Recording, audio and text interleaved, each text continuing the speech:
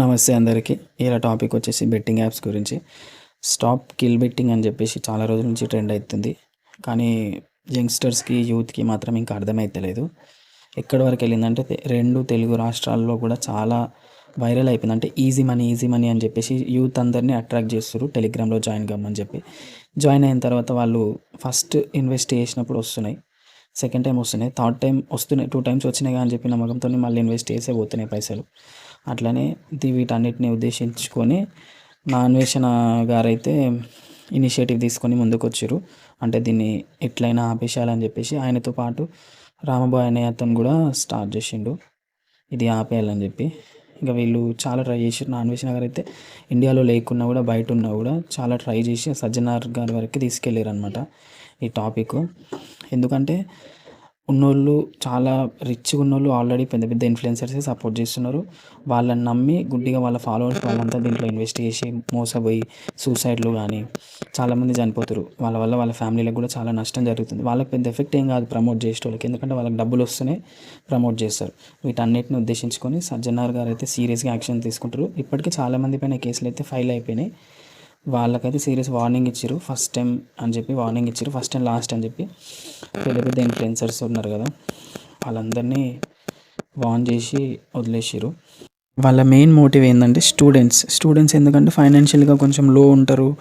చిన్న చిన్న అవసరాలు వాళ్ళకు ఉంటాయి కాబట్టి చిన్న అవసరాల కోసమైనా ఎక్కువ అమౌంట్ వస్తుందంటే ఆశపడతారని చెప్పేసి స్టూడెంట్స్‌ని టార్గెట్ చేస్తారు. ఎందుకంటే ఇప్పట్లో మొత్తం ఇన్‌స్టాలో, యూట్యూబ్‌లో మొత్తం స్టూడెంట్స్, యూత్ మాత్రమే ఎక్కువ యూజ్ చేస్తారు. ట్రెండింగ్‌లో ఉన్న వీడియోస్ ఇలాంటివి ఇంకా సెలబ్రిటీస్ అనగానే ఎగబడి చూస్తారు కాబట్టి స్టూడెంట్స్‌ని అట్రాక్ట్ చేస్తారు ముందు. అంటే బెట్టింగ్ యాప్స్ ప్రమోట్ చేసే ఇన్‌ఫ్లుయెన్సర్సే కాకుండా మంచిని ప్రమోట్ చేసే ఇన్‌ఫ్లుయెన్సర్స్ కూడా ఉన్నారు. చాలామంది ఉన్నారు.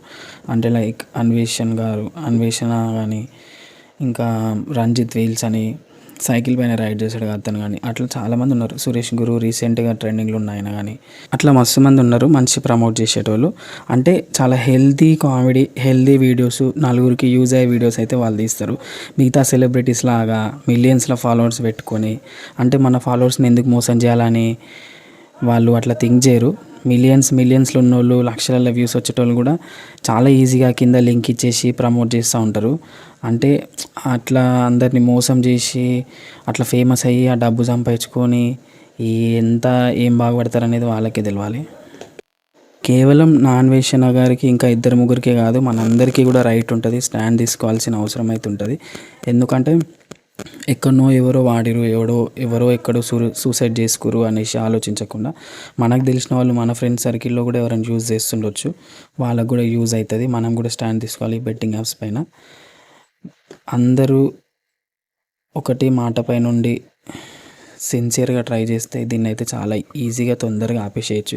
మీకు తెలిసిన వాళ్ళు ఎవరైనా బెట్టింగ్ యాప్స్ ప్రమోట్ చేస్తున్నారు అనిపించినా కూడా మీరు కూడా కంప్లైంట్ చేయొచ్చు. సజ్జనార్ గారిది ఇన్స్టాగ్రామ్ ఐడి ఉంటుంది, అక్కడ ట్యాగ్ చేసి మెన్షన్ చేయొచ్చు. ఆల్రెడీ ఫేమస్ అయిన యూట్యూబర్స్, మంచి చెప్పే యూట్యూబర్సే కాకుండా ఇప్పుడిప్పుడే యూట్యూబ్ స్టార్ట్ చేసి వచ్చిన వాళ్ళందరికీ కూడా నేను చెప్పదలుచుకున్నది ఒకటే: కష్టపడి వీడియోస్ చేయండి, సిన్సియర్గా చేయండి. ఏదో ఒక రోజు మీరే ఫేమస్ అవుతారు, మీరే క్లిక్ అవుతారు, మంచి పేరు వస్తుంది. కాకపోతే మంచి ప్రమోషన్స్ చేయండి. మంచి బ్రాండ్ కానీ, క్లోత్స్ ఇలాంటివి ఏమన్నా మంచి ప్రమోట్ చేయండి. చిన్న చిన్న షాపులు ఇలాంటివి ఏమన్నా రైతులకు సంబంధించిన ఏమన్నా ప్రమోట్ చేయండి. కానీ బెట్టింగ్ యాప్స్ మాత్రం ప్రమోట్ చేయకండి. మీరు చేయాలనుకున్న సజ్జనార్ గారు అయితే చాలా సీరియస్గా ఉన్నారు కాబట్టి మీ ఆటలు ఏం నడవవు.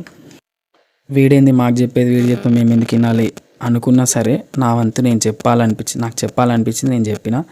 వినడం వినకపోవడం మీ మెచ్యూరిటీకి వదిలేస్తున్నా. థ్యాంక్ యూ సో మచ్ అందరికీ.